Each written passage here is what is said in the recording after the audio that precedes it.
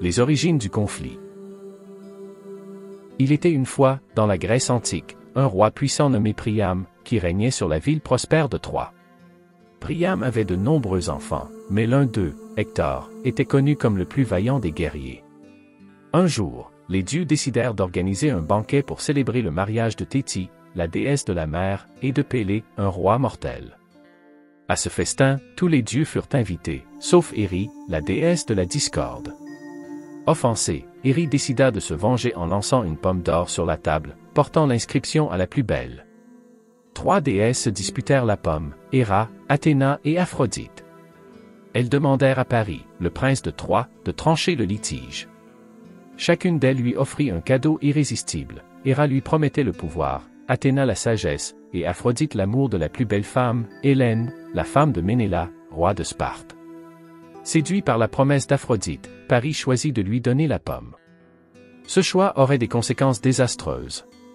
Paris se rendit à Sparte, où il séduisit Hélène, l'emportant avec lui à Troie. Cela déclencha la colère de Ménéla, qui jura de récupérer sa femme, mettant en marche le plus grand conflit de l'histoire grecque. L'appel à la guerre. Ménéla, furieux d'avoir perdu Hélène, chercha l'aide de son frère Agamemnon, roi de Mycène. Agamemnon, voyant une opportunité de récupérer son honneur et d'élargir son pouvoir, rassembla tous les rois et guerriers grecs pour former une grande armée. Au fur et à mesure que les nouvelles de la trahison de Paris se répandaient, des héros tels qu'Achille, Ulysse et Ajax se joignirent à leur cause. Achille, le plus grand des guerriers, avait le choix entre une vie de gloire sur le champ de bataille ou une vie tranquille à la maison. Il choisit la gloire, sachant qu'il serait chanté dans les épopées pour les siècles à venir. Ulysse, connu pour sa ruse, proposa un plan astucieux pour convaincre Achille de rejoindre la guerre. Pendant ce temps, les Grecs se rassemblaient à Aulis, prêts à embarquer pour Troie. La flotte, remplie de navires, était impressionnante, et l'armée était déterminée à récupérer Hélène et à venger l'honneur de Ménéla. Mais les dieux, observant les événements, étaient divisés. Athéna et Héra soutenaient les Grecs, tandis que Aphrodite et Poséidon soutenaient Troie. Les tensions montaient alors que la guerre imminente approchait, et les héros se préparaient à entrer dans l'histoire. Le voyage vers Troie. La flotte grecque, avec ses navires majestueux, mit les voiles vers Troie. Les vents favorables les conduisirent à travers la mer Égée, mais le chemin ne serait pas sans obstacles. En mer, ils rencontrèrent de violentes tempêtes, des vagues déchaînées, et même des créatures mythologiques, comme les sirènes, qui tentaient de les séduire avec leurs chants envoûtants. Ulysse, averti par des prophéties, avait préparé son équipage à ces dangers. Ils se couvrirent les oreilles avec de la cire pour ne pas entendre les chants des sirènes, tandis qu'Ulysse, curieux, se fit attacher au mât du navire. Ce voyage vers Troie était un test de courage et de détermination pour chaque guerrier. Ils savaient que la guerre qui les attendait serait sanglante et que beaucoup d'entre eux ne reviendraient pas. Pendant ce temps, les dieux observaient, chacun soutenant son camp. Athéna souffla des vents favorables pour les Grecs, tandis qu'Aphrodite envoyait des visions trompeuses aux Troyens. Les hommes se battaient contre les éléments, mais l'esprit de camaraderie grandissait parmi eux. Ensemble, ils chantaient des chants de guerre pour se motiver, déterminés à venger l'honneur de Ménéla et à récupérer Hélène. L'arrivée à Troie. Après un long voyage, les Grecs arrivèrent enfin aux portes de Troie. La ville était majestueuse, avec de hauts murs et des tours imposantes. Les Troyens, sous la direction de Priam et de son fils Hector, étaient préparés à défendre leur patrie. Les Grecs, malgré leur nombre, savaient que la bataille ne serait pas facile. Ils dressèrent leurs tentes sur les plaines autour de la ville, et des éclats de métal résonnaient alors qu'ils affûtaient leurs armes. Agamemnon, en chef expérimenté, organisa une première réunion de stratégie. Les guerriers se rassemblèrent autour de lui, écoutant attentivement ses instructions. Achille, impatient d'entrer dans la bataille, exprimait son désir d'affronter Hector, le héros troyen. Ulysse, quant à lui, proposa de prendre le temps d'observer les défenses de la ville avant de lancer l'assaut. Pendant ce temps, les Troyens, conscients de la menace, se préparaient à défendre leur ville par tous les moyens. Hector, en tant que champion de Troie, galvanisait ses hommes, leur promettant la gloire et la protection de leur patrie. La tension montait alors que les deux camps se préparaient à s'affronter, chacun convaincu de sa victoire. La première bataille. La première bataille éclata dès l'aube. Les Grecs, galvanisés par leur nombre, lancèrent un assaut contre les murs de Troie. Les cris de guerre résonnaient dans l'air alors que les flèches volaient et que les lances s'entrechoquaient. Achille, en tête de ses hommes, se battait avec une fureur inégalée, sa réputation de guerrier le précédant sur le champ de bataille. Les Troyens, malgré leur détermination, ressentirent la pression de l'attaque grecque. Hector, armé de son épée, se battait avec bravoure pour défendre sa ville, inspirant ses hommes à tenir bon. Les combats étaient intenses, et des héros des deux côtés tombèrent sous les coups de leurs adversaires. Ulysse, avec son intelligence stratégique, manœuvrait sur le champ de bataille, trouvant des failles dans les lignes troyennes. Chaque côté subissait des pertes, mais les Grecs semblaient avoir l'avantage. Cependant, alors que la bataille faisait rage, les dieux intervenaient. Athéna insuffla de la force aux Grecs, tandis qu'Aphrodite protégeait Hector. Les guerriers se battirent avec acharnement, mais la bataille ne serait pas décidée si facilement. Ce premier affrontement établit les bases d'un conflit qui durerait pendant de nombreuses années. Les conséquences de la guerre. Après plusieurs jours de combats acharnés, les Grecs et les Troyens subirent de lourdes pertes. Les héros de chaque camp, bien que valeureux, étaient menacés par le poids de la guerre. Achille, malgré sa puissance, commença à ressentir la fatigue et la colère. Un conflit éclata entre lui et Agamemnon lorsque ce dernier revendiqua Briséie, une captive que Achille avait prise lors d'une bataille.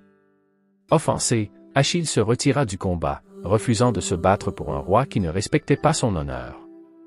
Les Grecs, sans leurs meilleurs guerriers, commencèrent à perdre des batailles. Hector, voyant l'opportunité, prit les devants, menant les Troyens à des victoires successives. Les dieux, amusés par ce retournement de situation, continuaient à influencer le cours de la guerre.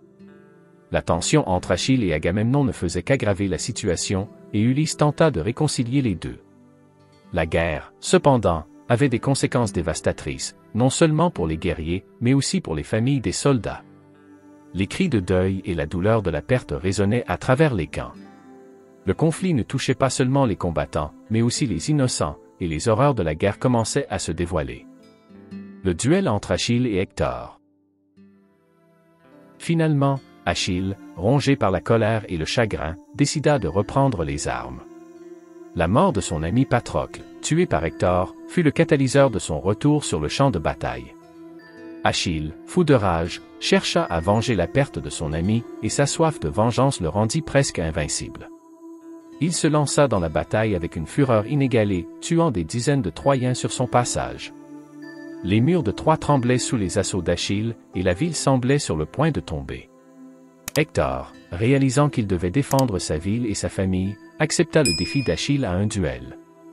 Leurs combats furent légendaires, et les dieux eux-mêmes arrêtèrent leur querelle pour observer. Les deux héros, chacun représentant l'honneur de son peuple, se battirent avec une bravoure inégalée. Les cris de la foule résonnaient alors qu'ils échangeaient des coups, et le destin de Troie semblait en jeu. Finalement, Achille parvint à porter le coup fatal à Hector, le tuant sur le champ de bataille. La victoire d'Achille fut éclatante, mais elle était teintée de tristesse. Il traîna le corps d'Hector autour des murs de Troie, un acte qui choquerait tant les Grecs que les Troyens. Hector, le héros troyen, était tombé, mais la guerre était loin d'être terminée. La ruse du cheval de Troie. Après la mort d'Hector, les Grecs pensèrent que la victoire était à leur portée. Cependant, malgré leurs efforts, Troie tenait bon. Ulysse, avec son esprit astucieux, proposa un plan audacieux, construire un immense cheval en bois pour tromper les Troyens. Les Grecs cacheraient des soldats à l'intérieur du cheval, tandis que le reste de l'armée feindrait de se retirer. Ulysse et ses hommes travaillèrent sans relâche pour créer cette ruse. Lorsque le cheval fut achevé, ils le laissèrent devant les portes de Troie et se cachèrent dans les collines voisines. Les Troyens, intrigués par ce cadeau, décidèrent d'introduire le cheval dans la ville. Malgré les avertissements de Laocoon, un prêtre qui soupçonnait un piège, les habitants de Troie se laissèrent emporter par l'euphorie. La nuit tombée, alors que les célébrations commençaient, les soldats grecs cachés dans le cheval sortirent. Ils ouvrirent les portes de la ville aux autres Grecs, qui avaient attendu le signal. La ruse d'Ulysse réussit, et Troie, à l'apogée de sa fête, tomba aux mains des Grecs. La ville, autrefois imprenable, était maintenant vulnérable, et la guerre de Troie touchait à sa fin.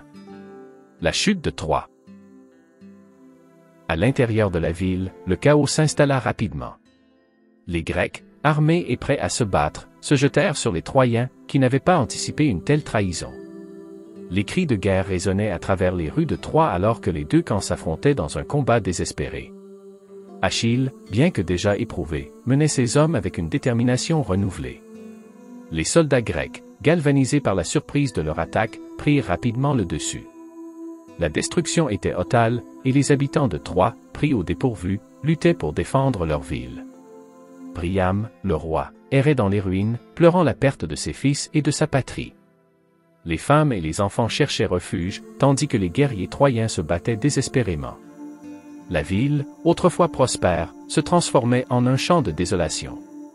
Les Grecs, victorieux, pillèrent la ville, mettant fin à des années de conflit. Mais au milieu de cette victoire, une ombre de tristesse planait sur Achille, qui réalisait le coût de la guerre. La gloire était amère, et les héros qui avaient survécu portaient le poids des âmes perdues. La guerre de Troie, marquée par des actes de bravoure et de trahison, laisserait une empreinte indélébile dans l'histoire. Les conséquences de la guerre. La guerre de Troie était terminée, mais ses conséquences résonnaient à travers le monde. Les Grecs, victorieux, rentrèrent chez eux, mais chacun d'eux portait les cicatrices de la bataille. Achille, héros légendaire, avait trouvé la gloire, mais il avait également perdu des amis précieux.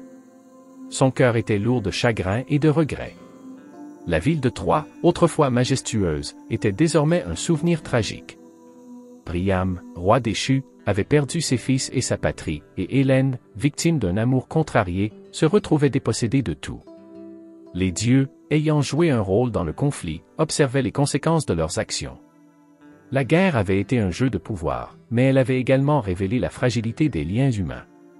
Ulysse, bien qu'éprouvé, rentra chez lui après de nombreuses aventures, comprenant que le véritable voyage était celui qui se déroulait dans le cœur des hommes. La guerre de Troie était un récit d'héroïsme, de tragédie et de la fragilité de la vie. Les histoires des héros seraient racontées pour des générations, mais la leçon était claire, la guerre laisse des cicatrices, et la paix est un trésor à chérir.